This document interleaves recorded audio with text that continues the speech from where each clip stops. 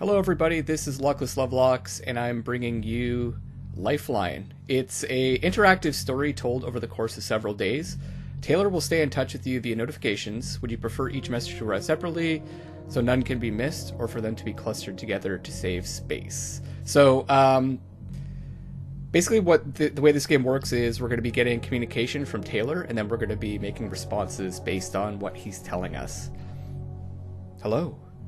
Is this thing working? Can anyone read me? So we've got who is this and I read you. So we're going to respond, I read you. Oh, thank God. It's so good to have human contact. It's been hours. Our options are, so we've got who are we? We're going to ask him what happened. Our ship crashed on some moon. I have no idea where. Managed to get to an escape pod, but I couldn't tell if anyone else made it onto one. My IEVA suit sensors tell me that the air here is breathable at least, so that's nothing short of a miracle. But I've got no food or water rations on me. The toolkit on the pod is about as basic as they come. I managed to get the pod's mobile transmitter working, but lucky you seem to be the only one in range of the signal. Whoever and wherever you might be. So we've got, are you alright? Where are you? We're going to go with, are you alright? Let's see, my ship just crashed in the middle of nowhere. No one is hailing on this frequency, and I don't see any survivors other than me. The least prepared person in existence for this sort of emergency. But I got out of the whole mess with nothing more than a stubbed toe, so things are looking just peachy. Thanks for asking. Okay, so we're gonna respond least prepared? What do you mean? Because I'm a student, okay? Not an astronaut. My number came up in a lottery of science students, and I got to join this mission. I was on board the Avaria running zero-G experiments on rats, lichens, and stuff. I was never, ever meant to be without a trained supervisor by my side at any time. So it's safe to say that this crash landing wasn't covered anywhere in my student handbook. I mean, this definitely wasn't on the exam in science class, and I was in an advanced placement. Hey, smart kid. No. I think we're going to go with, okay, so where are you now? Let's try to help him out. The only way I can answer that with any confidence is to say stranded. If you know where nowhere is, just look right in the middle of it, and you'll spot me. My name's Taylor, by the way. Probably should have started with that. The Varia was on gentle elliptical path toward Tau Ceti 4. I don't know whether we went off course, or by how much. I was nowhere near the bridge when it all went down.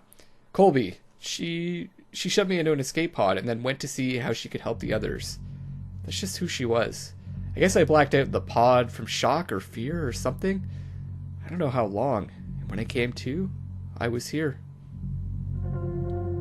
Let's find out more about Colby. Oh yeah, maybe that'd help. Colby was like the mom around the Varia. The nicest, but also, I think, the smartest. Not in a showy way, but in that way of, you know, if something broke, she'd know how to fix it. And yes, even on a multi-billion-dollar starship, half the time the answer is duct tape. Very sarcastic, this Taylor. But Colby was sweet enough that her smarts never made anyone feel stupid. I really appreciated that. I know I'm hoping against hope, but I really hope Colby made it through this nightmare alive. I mean, I hope everyone did, obviously, but maybe I hope a little extra hard for her. We're gonna try to get on his good side.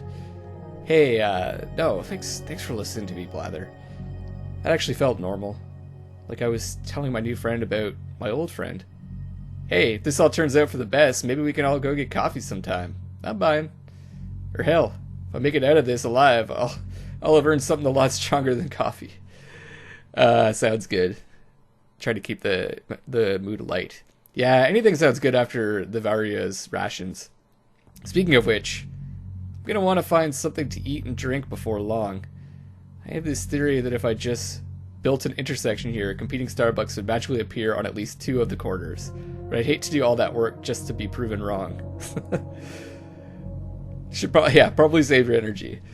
Sure. But I'm gonna have to start heading in some direction sooner or later. Can't just stay here by the pod forever. Look, let me tell you what I can see from here. Maybe you can advise me on where to go.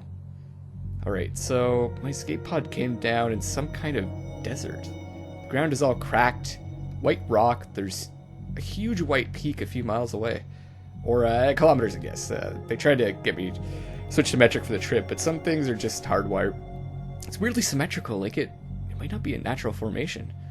My EVA suit's compass places the peak northeast, and then in the opposite direction, south and southwest to be precise, are two funnels of black smoke from what I have to assume are two pieces of the Varia. Best case scenario, it's only in two pieces. The crash sites look closer than the peak. What do you think I should do? I think a crash site is the way to go. There might be something there. Oh yeah, cool, that makes sense. There might be other survivors. Fingers crossed. It's actually possible to cross your fingers in an EV suit, but take my word on it. At the very least, there should be some supplies I can use. Okay, I'm headed south now. Looks like the smoke is at least an hour away, or whatever the metric equivalent of an hour is. I'll let you know once I'm there. So now what's happening is I'm waiting for